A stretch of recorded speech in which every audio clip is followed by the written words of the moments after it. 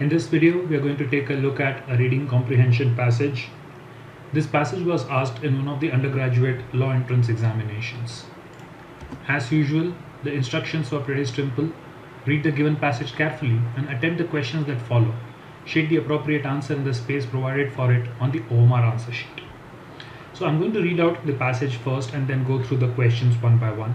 In the exam, ideally the strategy would be to have a quick glance through all the questions to understand the type of answers that you're looking for and then read the passage. You can always pause this video to just read the passage on your own. So here I start with reading the passage first.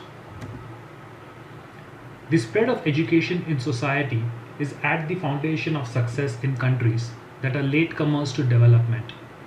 In the quest for development, primary education is absolutely essential because it creates the base, but higher education is just as important, for it provides the cutting edge. And universities are the lifeblood of higher education. Islands of excellence in professional education such as Indian Institutes of Technology (IITs) and Indian Institutes of Management (IIMs) are valuable components but cannot be substitutes for universities which provide educational opportunities for people at large. There can be no doubt that higher education made a significant contribution to economic development, social progress, and political democracy in independent India. It is a source of dynamism for the economy. It has created social opportunities for people.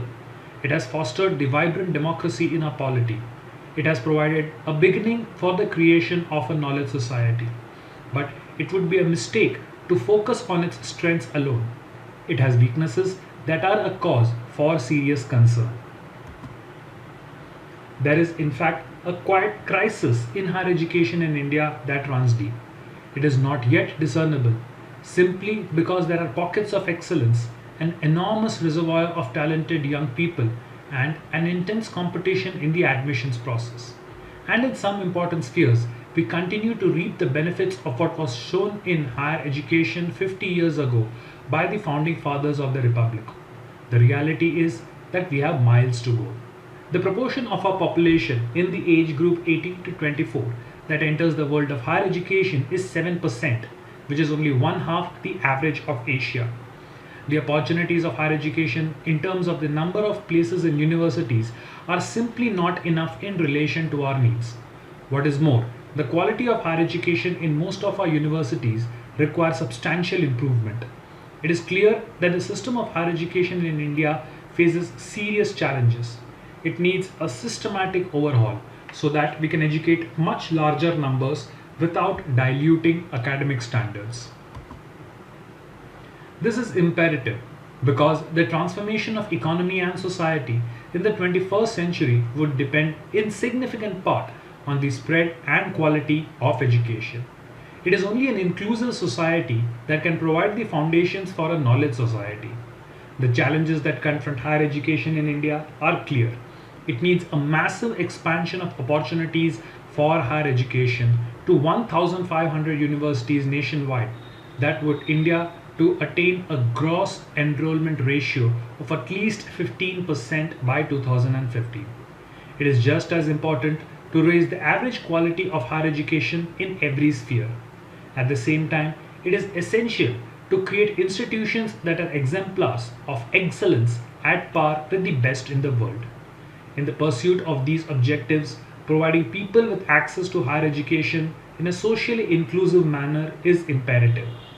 The realization of these objectives, combined with access, would not only develop the skills and capabilities we need for the economy, but would also help transform India into a knowledge economy and society. Now, this particular passage talks about education in India.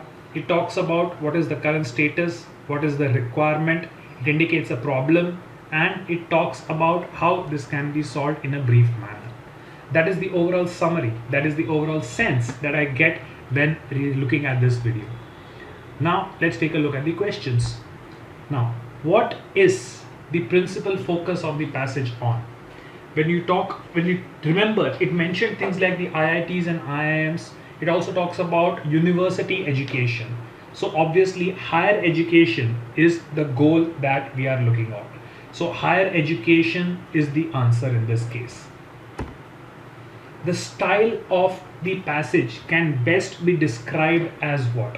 Well, it has very clearly given indications of a problem, right? It talks about a problem. It also gives you numbers, but then it also tells you how it can be solved. It is not merely academic or comparative, but it clearly is critical and analytical in nature. So the best option here should be critical and analytical. What kind of society can provide the foundation for a knowledge society? Now, considering that the passage was pretty much in line with how things are generally discussed, with a slight bit of optimism, we have, even without reading the passage, we should know that for foundation of a knowledge society, we need an inclusive society. And if you had paid close attention to the passage, the word inclusive has very clearly been mentioned. So obviously option D, inclusive society, is my right answer. According to the passage, which of the following is incorrect? So incorrect, remember that has been very clearly capitalized. So 3 of them are true, 1 of them is false. The first one, there are no quality institutes providing excellent professional education in India. Well, very clearly they have mentioned the IITs and IIMs. So you cannot say that the first one is true, so that is false. Second, not many people go for higher education in India. Well, it does tell you a very dismal, low percentage of students going in for that, and how it is half of the average in Asia. So B is true. Education is the basis of success. Well, that is true. And first one is false, so D cannot be my answer. So option A is my best choice.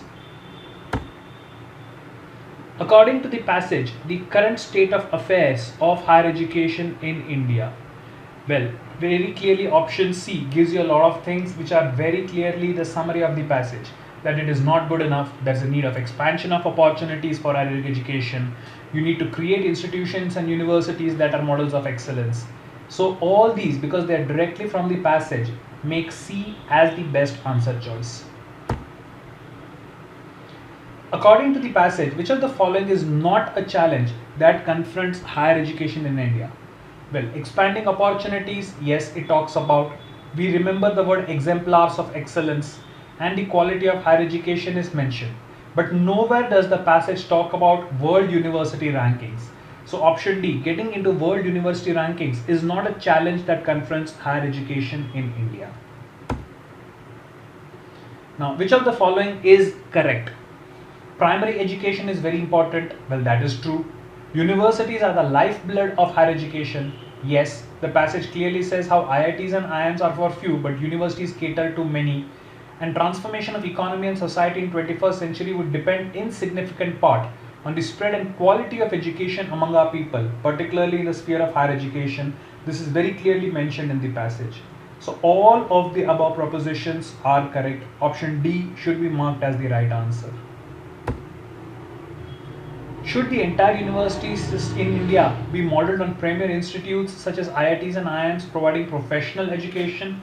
Well, it says how they are for the few, but the university system caters to the many. So the answer definitely is no. Read the passage carefully, and it talks about how all inclusive education is the need of the hour and not modeling on premier institutions. So C, no, is the answer. What is the meaning of the word discernible? To discern is to be able to identify, is to notice something. So the meaning of the word discernible is something which is noticeable, something which can be seen.